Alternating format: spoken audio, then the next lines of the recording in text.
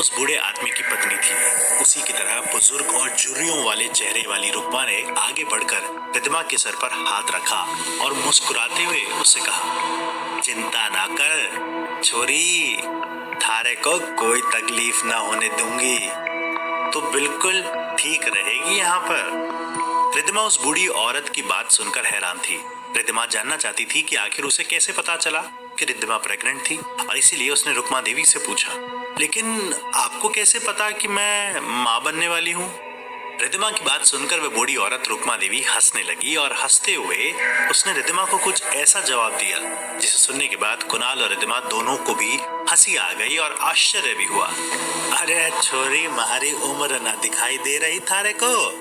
इतनी बूढ़ी हो गई हूँ, शकल देखकर पहचान जाऊं कोई औरत पेट से है या ना है। इतना कहकर उस बूढ़ी औरत ने रिद्धिमा को पलंग पर बैठ जाने के लिए कहा और पानी का जग जो वहां पर पहले से ही रखा हुआ था उसमें भरा हुआ पानी का गिलास डालकर रिद्धिमा की तरफ बढ़ाया। ले, परेशान ना हो, प्यास लग रही है ना तेरे को? देख तो ओठ कैसे सूख गए हैं। चल अब जल्दी से पानी पी ले। रिद्धिमा एक बार फिर से आश्चर्य में पड़ गई। उसे वाकई में प्यास लगी थी, लेकिन बातों में बिजी होने की वजह से वह कुणाल से कह नहीं पाई थी।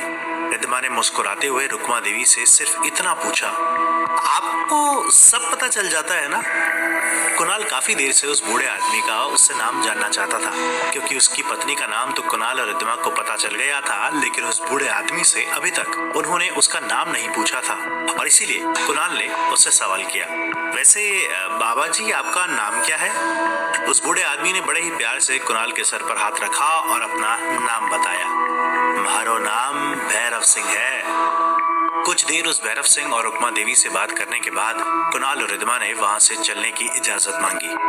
ठीक है बाबा जी, हम आपके यहाँ पर रहने के लिए कल आ जाएंगे, अभी हमें चलना चाहिए, हमारा कुछ सामान एक दोस्त के घर पर रखा हुआ है। इतना कहने के बाद कुणाल और रिद्धिमा ने जैसे ही उस कमरे के बाहर कदम बढ़ाए, पीछे से भैरव सिंह ने बेहद गंभीर आवाज में उन दोनों को रोकते हुए कहा, रुक जाओ तुम दोनों, तुम नहीं जा सकते, तुम्हारे लिए बाहर खतरा है। भैरव सिंह की आवाज इतनी गंभीर थी कि रिद्धिमा और कुणाल बुरी तरह से डर गए थे। एक पल के लिए उन्हें फिर से लगा जैसे किसी गलत जगह पर फंस गए हैं। कुणाल ने भैरव सिंह से पूछा, क्या हुआ बाबा जी, जाने से क्यों मना कर रहे हैं आप? जवाब में भैरव सिंह ने कुछ नहीं कहा, बस वह अपनी जगह से उठकर खड़ा हुआ और उस कमरे से बाहर निकल आया। कमरे से बाहर निकल आने के बाद बड़े से आंगन में खड़े होकर वह आसमान की तरफ देखने लगा। उसकी बूढ़ी आंखें जैसे आसमान में कुछ ढूंढ रही थी।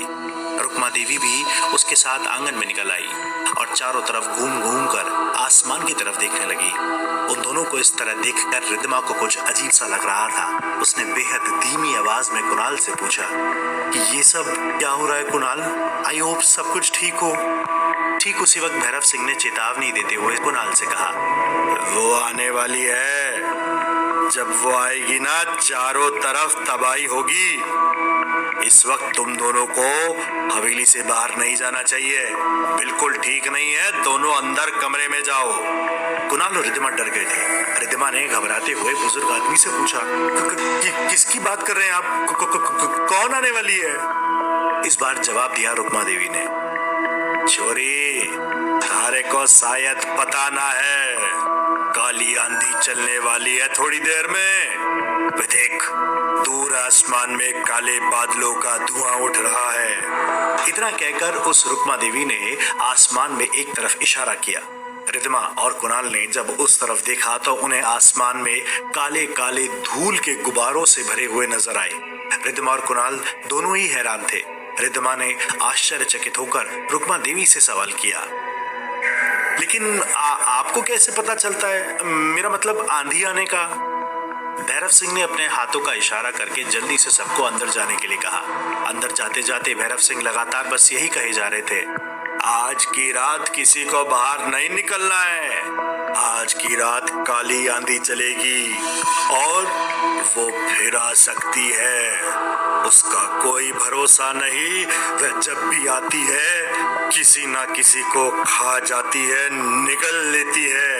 अंदर जाओ तुम दोनों। कुणाल और रिद्धिमा भैरव सिंह और रुक्मा देवी के कहने पर कमरे के अंदर चले गए। रुक्मा देवी ने उन दोनों से कहा, हम इस हवेली के पीछे वाले कमरे में रहते हैं, हम भी अंदर जा रहे हैं, जब तक आंधी ना रुके तुम दोनों बाहर मत निकलना, ठीक है?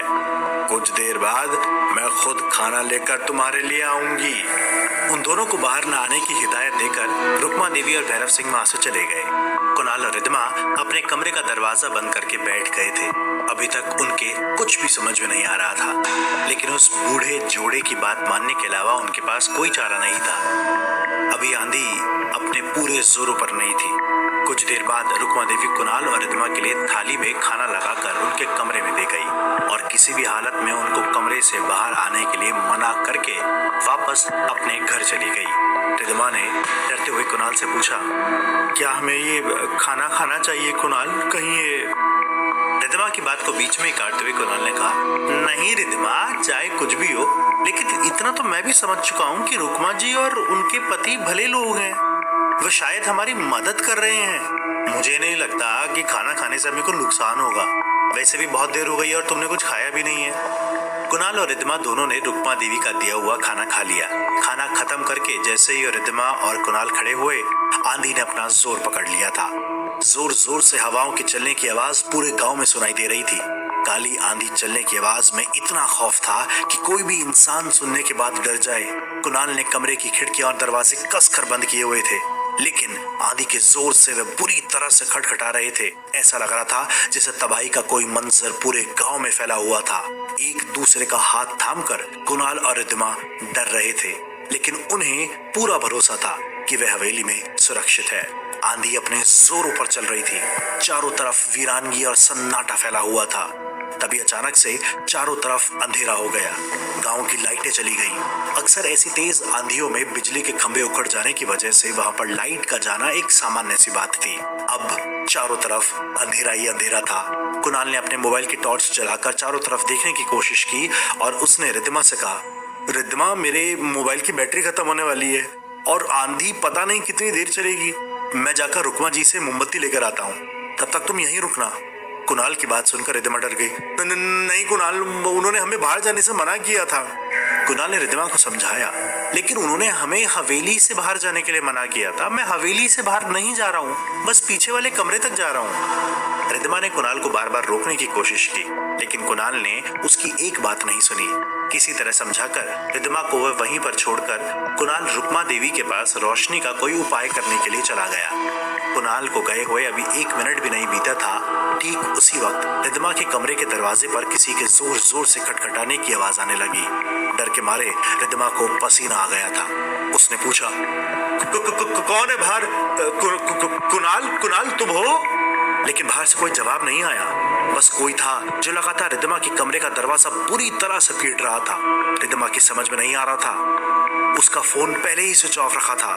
रिद्धिमा के पास कुणाल को फोन करने का भी कोई तरीका नहीं था। कुछ देर बाद दरवाजा पीटने की आवाज अपने आप बंद हो गई। रिद्धिमा समझ गई कि दरवाजे के बाहर अब कोई नहीं है और इसीलिए डरते हुए रिद्धिमा ने दरवाजा खोलकर जैसे ही कदम बाहर रखा, एक चेहरा उसकी आंखों के सामने चमका।